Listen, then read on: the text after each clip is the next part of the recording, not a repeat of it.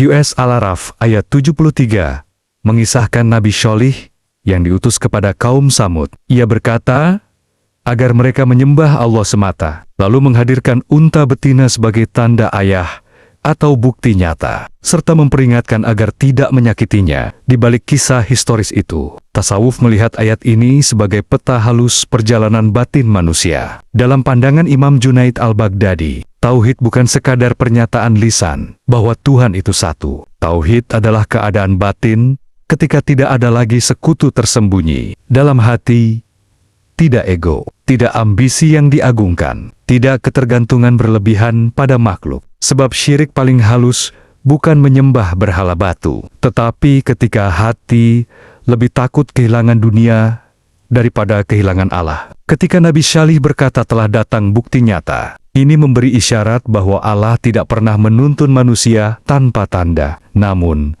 tanda jarang tampil dalam bentuk spektakuler. Seringkali, ia hadir sebagai kejernihan nurani. Masalahnya bukan ketiadaan tanda. Masalahnya adalah hati yang terlalu bising untuk mendengarnya. Junaid mengajarkan bahwa kalbu harus dijaga dalam yaqazah.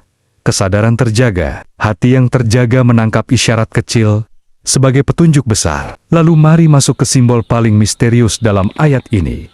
Unta betina Allah. Para sufi sering membaca simbol dengan pendekatan batin tanpa menafikan makna lahir. Dalam renungan ruhani, unta ini dapat dipahami sebagai amanah ilahi yang hidup di tengah diri manusia. Ia bukan benda mati, ia hidup, perlu dihormati, tidak boleh disakiti. Apa bentuk amanah itu? Bisa berupa iman, bisa berupa hati yang mulai lembut, bisa berupa kesadaran akan Allah yang baru tumbuh. Imam Al-Ghazali sangat berhati-hati pada fase ini. Ia menulis bahwa ketika cahaya hidayah mulai muncul, nafs sering merasa terganggu. Ego tidak suka kehilangan tahtanya. Karena itu, banyak orang tidak menolak kebenaran secara frontal. Mereka cukup merusak hal-hal yang menjaga kebenaran tetap hidup dalam dirinya. Persis seperti menyakiti unta itu. Perhatikan pola batin ini. Awalnya, hati disentuh. Lalu muncul dorongan berubah. Kemudian ego berbisik,